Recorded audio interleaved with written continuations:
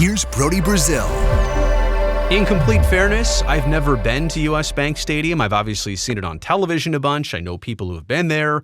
They speak very highly of it. The reviews and ratings of this facility are great. They've already hosted a Super Bowl. No question, it's a nice new venue. It's less than 10 years old, which begs the question, how could US Bank Stadium now say that they need about $300 million in upgrades and maintenance over the next 10 years alone?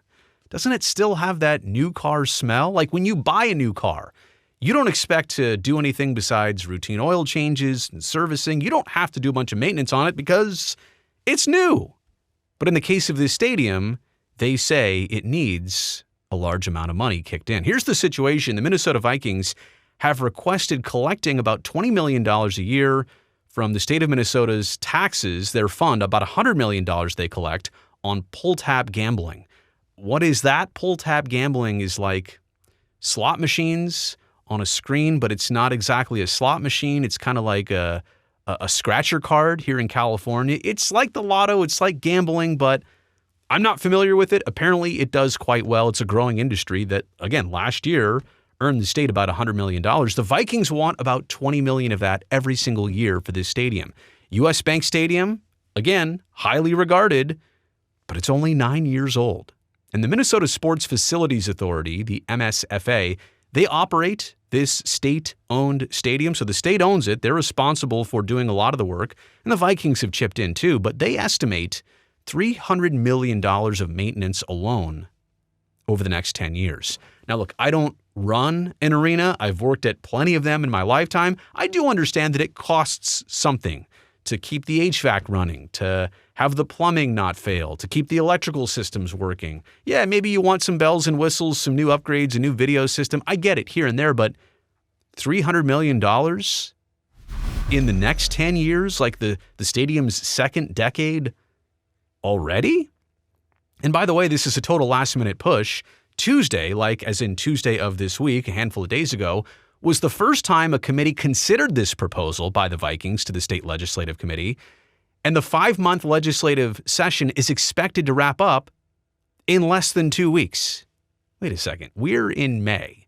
So this legislative session has been going on basically since the beginning of 2025, and there's less than 2 weeks left. It closes up on May 19th, about 10 days from now, maybe as I'm recording this, you're watching this, and now it's just being brought up to a committee, not even to a House or a Senate for votes. Like there is a strategy here, and all this coming to us from the Minnesota Star Tribune. There is a strategy, sports teams love to do it, of this last-minute push. Make it urgent, and hopefully they'll pass it. Vikings representatives and stadium officials noted the team pays roughly $12 million a year in rent and contributions toward capital improvements.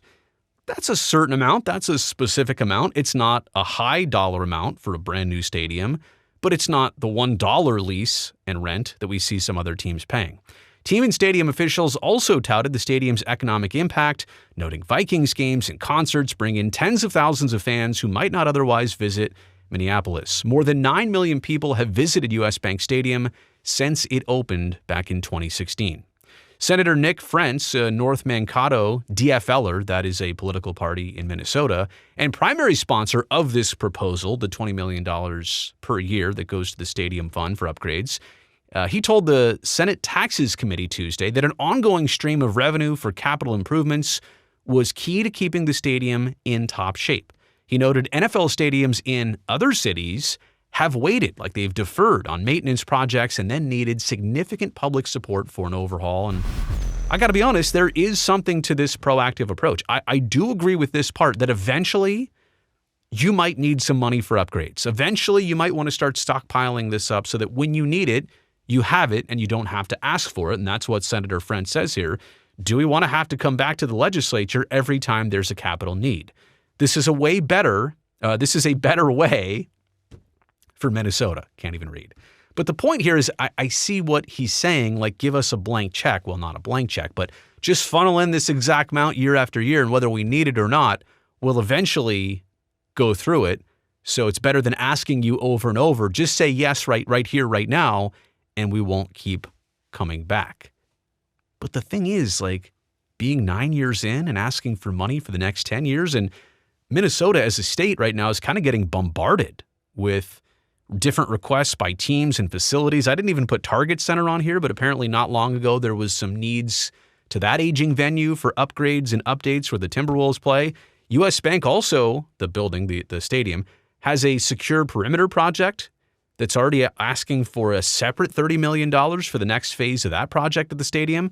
But the Minnesota Wild and Excel Center, they're asking for $50 million from the state, which is toned way down. I think they were asking hundreds of millions of dollars to upgrade that hockey arena's facility. And the St. Paul Saints of minor league baseball, they too are asking for upgrades. About $9 million to the state is what they want to upgrade CHS Field. So the Vikings are not the only one asking the state for money, and it brings me to the takeaways here. Number one, we are just still not great at building stadiums yet, are we?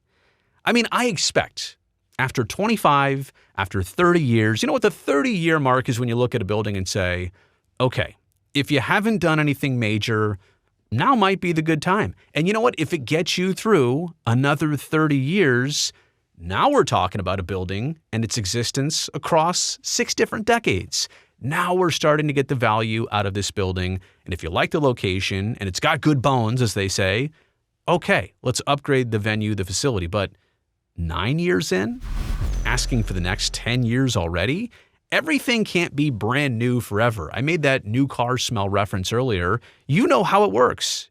If you've ever had a new car, that smell lasts for, I don't know, days, weeks, maybe months, and then that's it.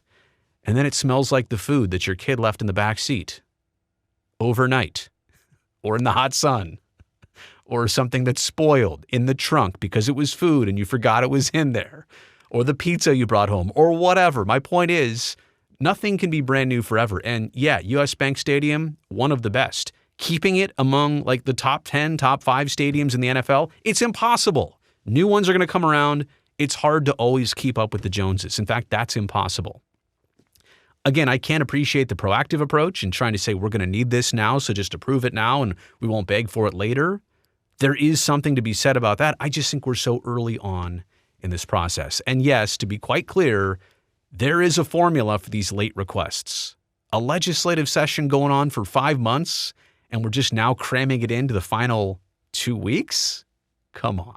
There's some strategy behind that. So, U.S. Bank Stadium, should it get $300 million in maintenance? I mean, we're not even talking like tangible upgrades. I don't think we're talking about brand new scoreboard, brand new technology. We're just talking about maintenance to run the place. Even that seems like a high dollar amount. If you said $30 million over 10 years, okay, that's like typical maintenance. That's $3 million a year. It's a lot of money, but it seems more reasonable for maintenance. So what exactly are they even doing with this $300 million? Nobody knows that yet either. Hasn't been explained, at least publicly, from what I can see. All right, that's the end of this video. Let me know what you think in the comment section below. Also, thumbs up down there helps me, this video, and this channel. And don't forget to subscribe to this channel. Hit that button down there right now. That way I definitely get to see you back here next time.